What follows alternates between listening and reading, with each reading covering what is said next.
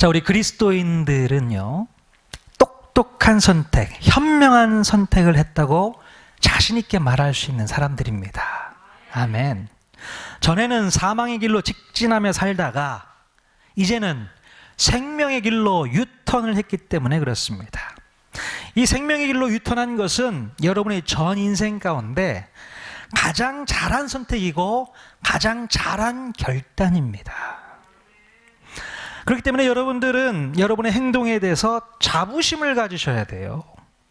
내가 다른 것은 모르겠지만 예수를 믿은 것만큼은 정말로 잘했다고 자신 있게 말해야 될 줄로 믿습니다. 자, 그런데 만약에 내가 예수를 믿고 생명의 길로 유턴을 한 것에 대해서 세상 사람들 앞에 부끄러움을 느끼고 그것을 자신 있게 말하지 못하고 있다면 이것은 심각한 문제가 아닐 수 없다, 이렇게 말씀을 드렸어요. 물론 우리 그리스도인들을 향한 사탄의 공격 포인트 중에는 우리를 부끄럽게 만들고 창피하게 만드는 여러 가지 상황과 환경을 만들어낸다, 이렇게도 말씀을 드렸지만, 그러나 아무리 그렇다고 하더라도 우리가 믿고 있는 예수에 대해서 여전히 부끄러운 마음으로 가득 차 있다면 주님이 이 땅에 다시 오시는 그날에 어떤 상황이 벌어질 수 있다고 말씀을 드렸습니까? 바로 주님도 우리를 부끄러워 하시게 된다는 겁니다. 미안하지만 나는 네가 너무 부끄러워서 내 자녀라고 말할 수 없을 것 같아. 우리 주님이 이렇게 말씀하시면 안 되는 거잖아요.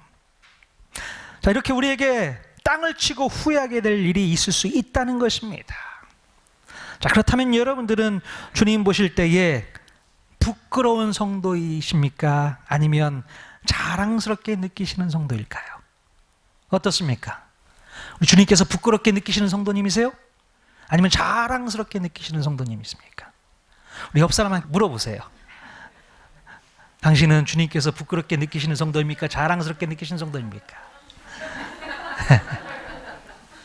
네, 우리는 주님께서 아주 자랑스럽게 느끼시는 성도들이 다 되어야 될 줄로 믿습니다.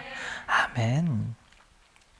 여러분, 도대체 우리 그리스도인들은 우리가 믿는 복음에 대해서 왜 그렇게 부끄러워했었던 것일까요? 아마도 지난주에 사도 바울이 말한 것처럼 그 복음이 모든 믿는 자에게 구원을 주시는 하나님의 능력인 것을 모르기 때문이 아닐까 싶습니다. 우리가 예수를 믿는다고 말하면서도 정작 예수 그리스도의 복음이 어떤 능력을 가지고 있는지를 잘 모르거나 또는 그 능력을 한 번도 직접 경험해 보지 못했기 때문이 아닐까 싶습니다. 그러니 내가 예수 그리스도의 복음을 믿는 것이 자랑스럽게 느껴지기는커녕 오히려 사람들에게 질타를 받게 될까 봐 그것이 두려운 것이죠. 여러분, 혹시 복음을 믿는 것 때문에 여러분의 이미지가 손상될까 봐 두려우세요? 혹여라도 예수를 믿는 것 때문에 여러분의 이미지가 구겨지면 좀 어떻습니까? 그럴 수 있죠. 우리 예수님은 우리를 위해 십자가를 지시면서 얼마나 많은 수치와 모욕을 당하셨는데요. 예수님께서 우리 때문에 당하신 그 수치와 모욕을 생각한다면 우리는 예수님 앞에서 함부로 이미지 타령해서는 안 되는 거예요. 오히려 내가 학교에서나 직장에서나 이웃들에게 예수를 잘 믿는 이미지로 낙인이 찍히면 그것만큼 자랑스러운 일이 또 어디 있겠습니까? 네. 여러분, 세상 사람들이 예수 믿는 사람들을 비꼬는 말로 뭐라고 하는지 아세요? 예수쟁이. 들어보셨어요? 우리 인정 씨 예수쟁이라는 말 들어보셨어요? 직접 들어보셨어요? 아직 그 얘기를 못 들어보셨고요. 예. 자, 여러분, 예수쟁이라는 말이 어떻게 들리십니까? 자랑스럽게 들리세요? 어떠세요? 부끄럽게 들리십니까? 저는 예수쟁이라는 말이 좋습니다. 아, 저 예수쟁이. 비꼬는 말 같지만 우리는 그것을 자랑스럽게 여겨야 돼요. 예. 우리는 예수쟁이입니다. 아멘. 아이, 부끄러워. 이런 생각 하지 마십시오. 자, 그런데 혹시라도 여러분들 가운데 예수를 믿어도 그것에 쏙 빠지거나 미치지 않고 그냥 적당히 믿는 사람 정도로만 자신의 이미지를 점잖게 관리하고 싶으신 분들이 있을지 모르겠습니다. 아마도 그런 분들은 여전히 기독교 종교인으로서만 만족하고 계신 분들이 아닐까 싶어요. 예. 자, 그러나 아쉽게도 이런 마음을 가지고 있는 분들은 자기가 그리스도인이라는 것에 자랑도 없습니다. 자랑이 없어요. 자랑이 없다는 것은 자부심이 없다는 것이고요. 자부심이 없다면 제대로 믿는 것이 아닙니다. 한마디로 우리가 예수님을 제대로 믿고 있지 못하기 때문에 예수쟁이라는 소리가 듣기에 불편하게 느껴지는 것일지 모르겠습니다. 여러분, 그렇다면 예수님을 제대로 믿지 않고 있다는 것은 무엇을 말하는 것일까? 어쩌면 우리는 예수님을 믿는다고 말하면서도 구원을 받는 것이라든가 영생을 얻는 것에 대해서 막연하게만 생각하고 있는 것이 아닐까 싶어요. 한마디로 구원이 뭔지도 모르겠고 또 영생을 얻는 것이 뭔지를 잘 모른다는 겁니다. 그러니 구원받고 영생을 얻은 사람으로서의 자부심도 없는 것입니다. 마음 가운데 정확한 구원의 개념, 영생의 개념이 없으니까 세상 사람들의 비난이나 조롱이나 혐오에 대해서 그렇게 마음이 흔들리는 것이 아닌가 싶어요. 여러분, 아무쪼록 오늘 이 시간에는요, 여러분의 흔들리는 마음을 단단하게 고쳐 잡는 시간이 될 수 있기를 바랍니다. 내가 얻은 구원과 영생의 개념이 확실하게 깨달아져서 나는 지금 예수를 믿어서 어떤 혜택을 받고 있는 사람인지를 확인해 보는 놀라운 시간이 될 수 있기를 바랍니다. 그래서 더 이상 복음에 대해서 부끄러워하거나 자랑스럽게 여기지 못하는 일은 결코 있어서는 안 될 줄로 믿습니다.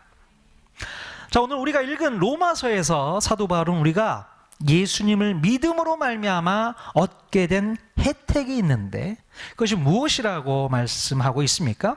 로마서 6장 22절에 있는 말씀 같이 한번 읽어보겠습니다. 시작.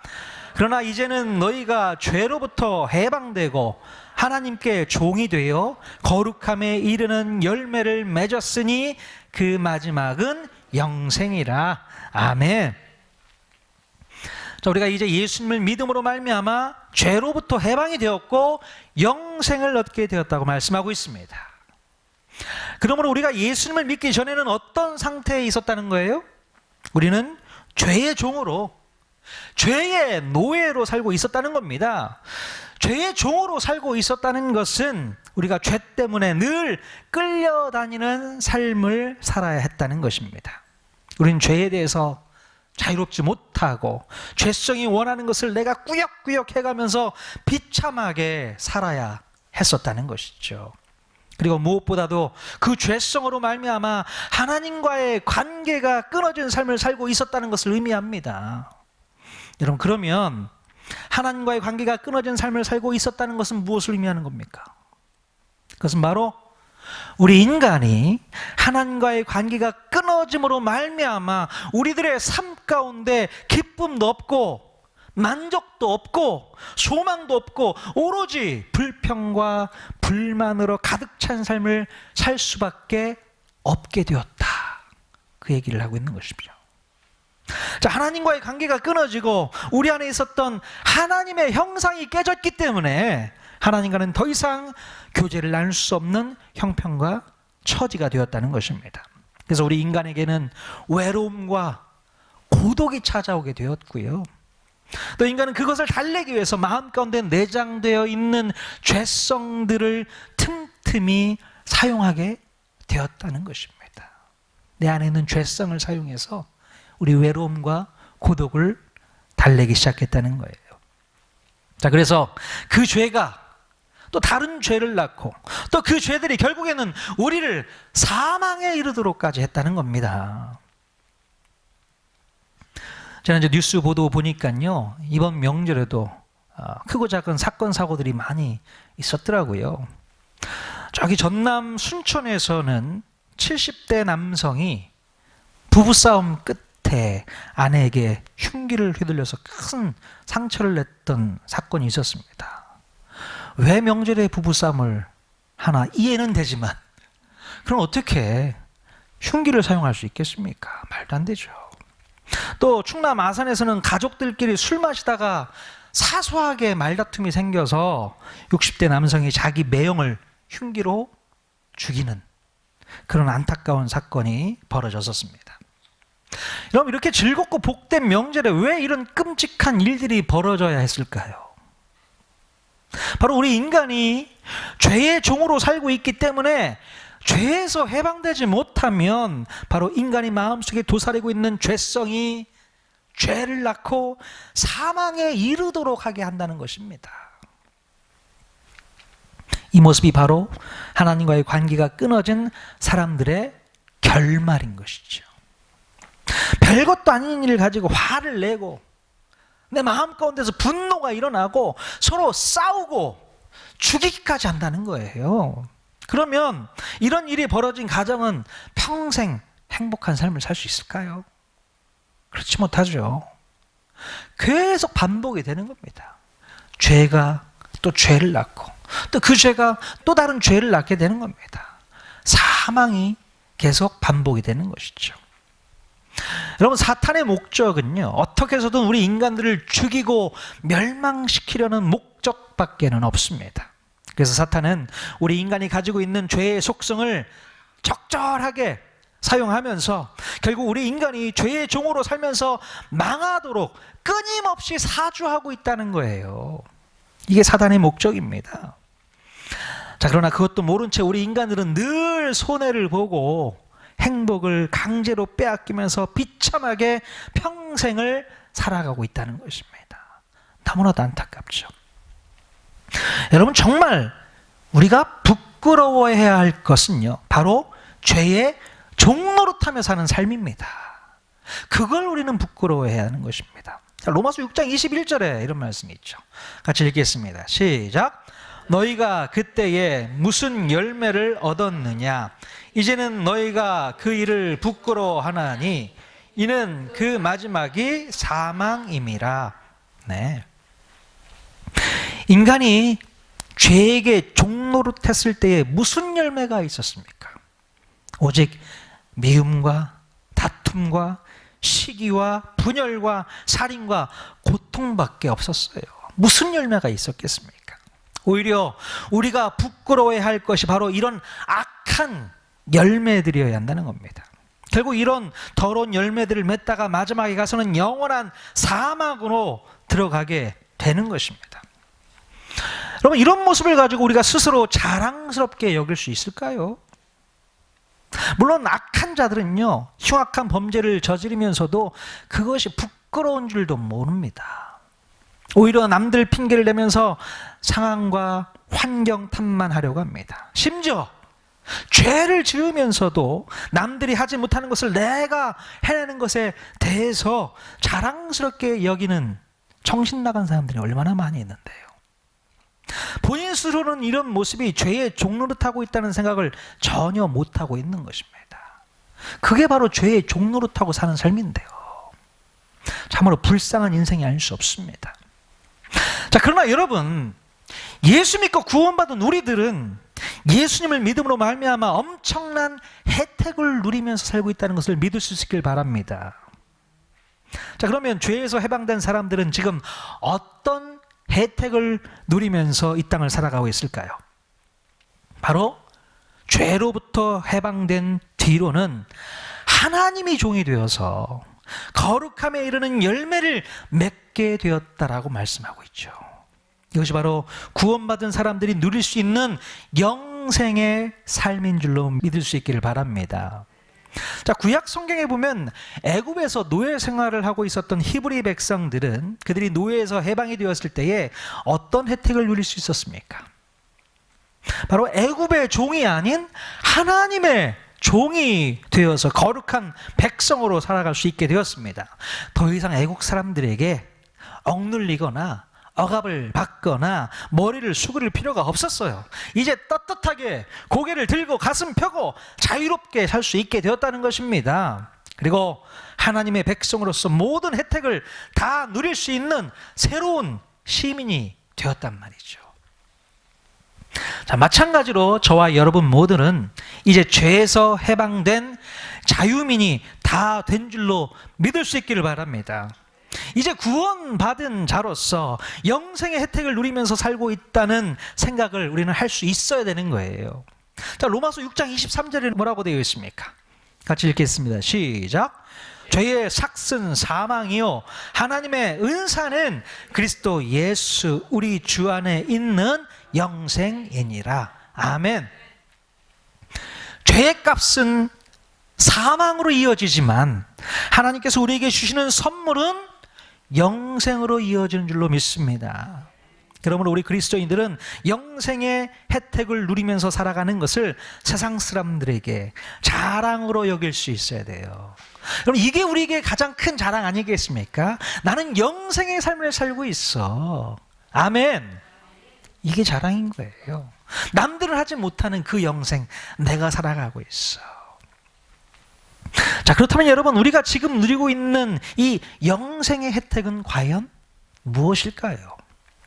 우리가 이 땅에서 영원히 사는 것이 영생을 누리는 것입니까?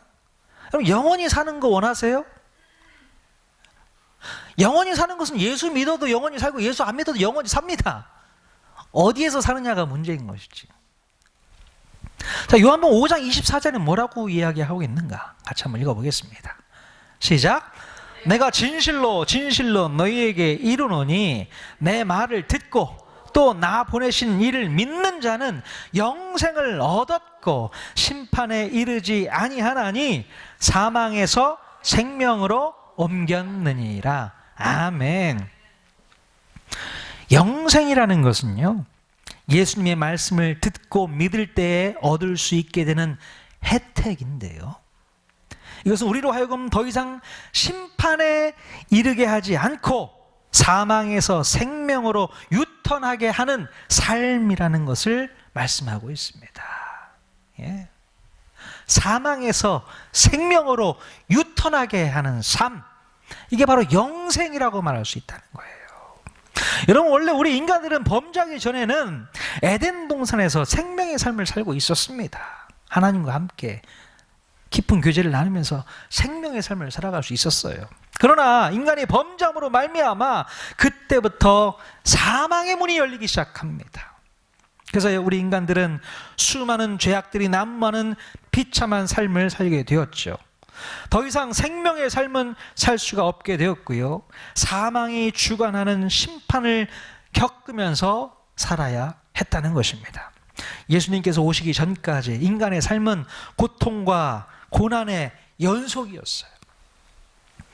자, 그때부터 우리는 이미 심판 아래에 놓여져 있었다는 것을 알아야 했습니다.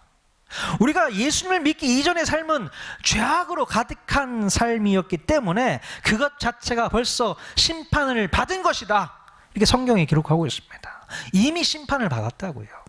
자, 요한복음 3장 18절에 뭐라고 기록되어 있습니까? 같이 읽겠습니다. 시작. 그를 믿는 자는 심판을 받지 아니하는 것이요 믿지 아니하는 자는 하나님의 독생자의 이름을 믿지 아니하므로 벌써 심판을 받은 것이니라. 아멘. 그러므로 예수를 모르는 삶은요, 그 삶 자체가 벌써 심판받았다는 것을 알아야 하는 거예요. 예수를 모르면 이미 심판 아래에 놓여져 있었다는 겁니다. 자, 그러면 심판을 받았다는 것은 로마서 1장 28절에서 뭐라고 말씀하고 있는가? 같이 읽겠습니다. 시작.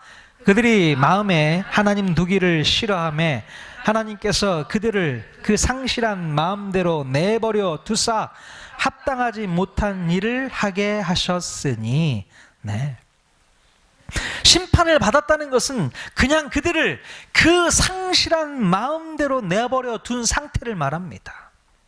하나님께서 우리 인간들로 하여금 마음의 정욕대로 더러움에 내버려 두셨습니다. 그리고 부끄러운 욕심에 내버려 두셨다고 말씀하고 있습니다. 로마서에서 이 3번씩이나 내버려 두었다, 내버려 뒀다, 내버려 뒀다, 이렇게 표현하고 계세요. 하나님께서는 이런 식으로 우리 인간들에게 심판을 이미 내리고 계셨던 것입니다. 그냥 죄 가운데 살아가도록 아무런 터치 없이 그냥 내버려 두셨다는 거예요. 심판을 먼 미래에 받는 최종적 심판도 있지만 이미 우리 삶 가운데 심판이 임하고 있었다라는 것입니다. 그래서 아무리 찾아봐도 예수를 모르는 우리의 삶 속에는 참 행복과 참 만족은 있을 수가 없었던 것입니다. 예수 믿기 전에 우리의 삶은요, 그 마음 가운데 행복이 없었어요. 만족이 없었습니다. 무슨 소망이 있고 무슨 행복이 있어요? 오로지 더러운 열매들만 가득가득 맺게 될 뿐이었습니다. 어떤 열매들을 맺고 있었을까요? 자, 로마서 1장 29절에서 31절 수많은 죄의 열매들이 기록되어 있는데요, 같이 한번 읽어보겠습니다. 시작. 곧 모든 불의, 추악, 탐욕, 악의가 가득한 자요, 시기, 살인, 분쟁, 사기, 악독이 가득한 자요, 수근수근하는 자요, 비방하는 자요, 하나님께서 미워하시는 자요, 능욕하는 자요, 교만한 자요, 자랑하는 자요, 악을 도모하는 자요, 부모를 거역하는 자요, 우매한 자요, 배약하는 자요, 무정한 자요, 무자비한 자라. 네, 참 많기도 해라. 예수님을 믿기 전에 우리의 삶 속에는 바로 이런 죄악의 열매들이 맺혀지고 있었다는 겁니다. 이런 열매들은 내가 전혀 노력하지 않아도 자동으로 그냥 맺혀지게 되는 거예요. 노력하지 않아도. 왜? 내 마음 가운데 죄의 성품이 있으니까 이 죄의 성품들은요, 이 죄의 열매들을 쉽게 맺어낼 수 있다는 겁니다. 여러분, 이것이 남 얘기라고 생각하지 마십시오. 바로 저와 여러분의 이야기였어요. 나는 이런 죄 지어본 적이 없는 걸? 아니요. 알게 모르게 우리는 이 죄의 열매들을 맺고 있었단 말입니다. 자, 그러나 이제 우리가 예수의 이름을 진심으로 믿게 되는 날이 오게 된다면 그때부터는 우리에게 임했던 이런 심판이 해제가 되고 영생을 얻게 된다는 것입니다. 요한복음 3장 16절 말씀 외우시는 분들은 같이 한번 외웠으면 좋겠습니다. 시작. 하나님이 세상을 이처럼 사랑하사 독생자를 주셨으니 이는 그를 믿는 자마다 멸망하지 않고 영생을 얻게 하려 하심이라. 아멘. 하나님께서 보내신 독생자 예수 그리스도를 진심으로 믿게 되면 그를 믿는 자마다 심판에 내버려 두지 않으시고 영생의 삶으로 들어가게 하신다는 것입니다. 아멘. 분명히 말씀드리지만 이 영생의 삶은요, 먼 미래에 일어나게 될 일이 아닙니다. 우리 예수님께서 영생에 대해서 정확히 또 말씀해 주시고 계신데요, 요한복음 17장 3절에 이렇게 영생에 대해서 말씀하고 있습니다. 같이 읽겠습니다. 시작. 영생은 곧 유일하신 참 하나님과 그가 보내신 자 예수 그리스도를 아는 것이니라. 아멘. 영생이 뭐라고요? 영생은 유일하신 참 하나님과 예수 그리스도가 누구이신지를 아는 것에서부터 시작이 된다, 이렇게 말씀하고 있어요. 우리 하나님께서 예수 그리스도를 통해서 우리와 다시 관계를 맺고 싶어 하시는 그 마음을 아는 데서부터 우리의 영생은 시작된다는 것입니다. 여러분, 우리 영생을 시작한 사람들입니다. 하나님이 알고 싶고 예수 그리스도가 누구인지를 궁금해하고 그런 마음이 바로 영생이 시작된 증거인 줄로 믿습니다. 만약에 제가 여러분들에게 여러분은 예수님을 잘 알고 계십니까? 라고 물었을 때에 여러분이 예수님을 잘 알고 있습니다 라고 대답을 한다면 여러분은 지금 영생을 살고 있는 것입니다. 아멘. 예수 그리스도가 어떤 분이신지를 우리가 풍성하게 알면 알수록 우리에게 주어진 영생의 삶은 더 풍성해질 수 있다는 거예요. 자, 그런데 만약에 여러분들이 예수님을 아직 잘 모르겠다라고 대답을 한다면 그 사람은 아쉽게도 영생을 누리지 못하고 있다는 거예요. 아직 우리 예수님과 어떤 친밀한 관계도 맺지 못한 상태이기 때문에 그 사람은 여전히 영생의 삶을 살지 못하고 있는 것이고 여전히 심판 아래 내버려진 비참한 인생을 살고 있다라고 말할 수밖에 없습니다. 그러니 예수님을 알아가야 되는 거예요. 예수님이 궁금해져야 되는 거예요. 예수님을 알고 싶어져야 되는 겁니다. 그것이 바로 영생의 시작인 줄로 믿습니다. 자, 그런데 여러분, 이 영생의 삶은요, 내가 얻고 싶다고 해서 얻어지는 게 아닙니다. 영생은 내 힘이나 내 노력이나 내 열심 때문에 얻을 수 있는 게 아닙니다. 바로 하나님께서 우리에게 강권적으로 주시는 선물인 줄로 믿어야 합니다. 그 은혜의 선물을 받았기 때문에 여러분들이 오늘도 이 자리에 나와 있는 줄로 믿습니다. 죄의 삭은 결국 사망으로 끝을 내지만, 그러나 하나님께서 주시는 영생을 선물로 받게 된다면 그때부터 우리는 하나님 나라의 진정한 백성으로 살아갈 수 있게 된다는 것입니다.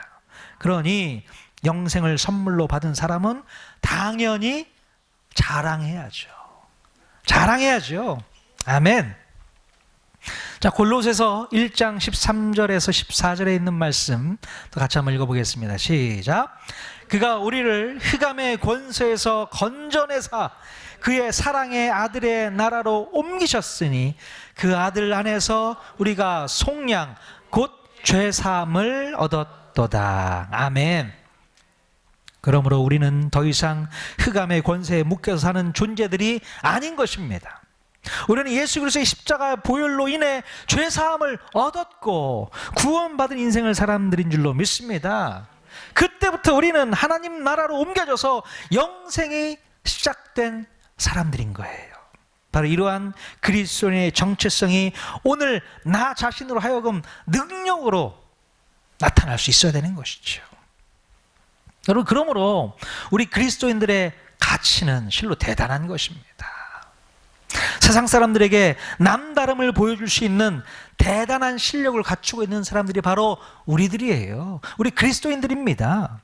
이제 우리는 더 이상 죄악의 덫에 걸려서 발버둥 치지 않아도 됩니다. 우리는 이미 인간의 죄성으로부터 해방되었기 때문에 진정한 자유를 누리며 살 수 있는 특권을 갖게 되었단 말이에요. 특권이 있어요. 물론 우리가 이 땅을 살아가면서 전혀 죄를 짓지 않는 것은 아닙니다. 간혹 우리 안에 남아있는 죄성이 어느 순간 발동을 하게 되면 우리도 세상 사람들처럼 얼마든지 죄 지을 수 있어요. 그러나 우리가 그들과 다른 것이 있다면 그 모든 죄가 바로 예수의 보혈로 말미암아 이미 깨끗하게 용서함 받았다는 사실입니다. 그게 다른 것이죠. 용서받은 죄인이라고요.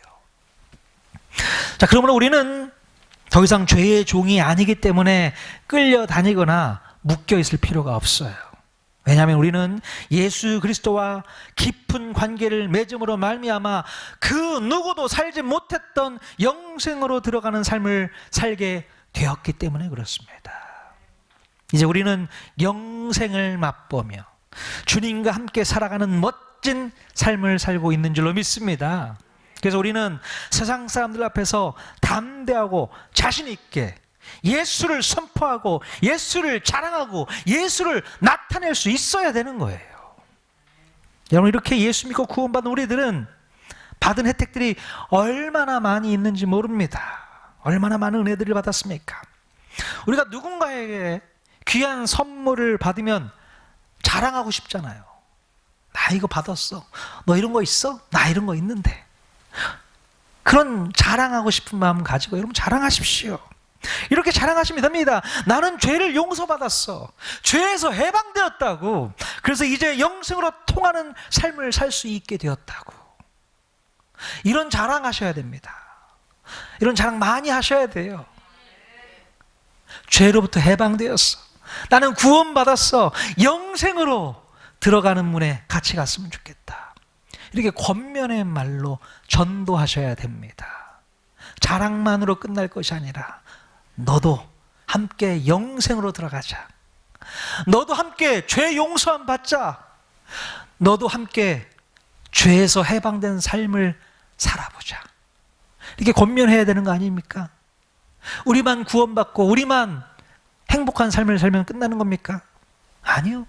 우리 주변에 얼마나 많은 사람들이 죄 때문에 고통받고 있습니까? 죄 가운데 살아가면서 얼마나 고난을 받고 있어요. 그들을 보며 불쌍히 여겨야 됩니다. 그들도 우리처럼 영생으로 들어가는 그 통로에 함께 들어가자고 요청을 해야 되는 것이죠. 아멘.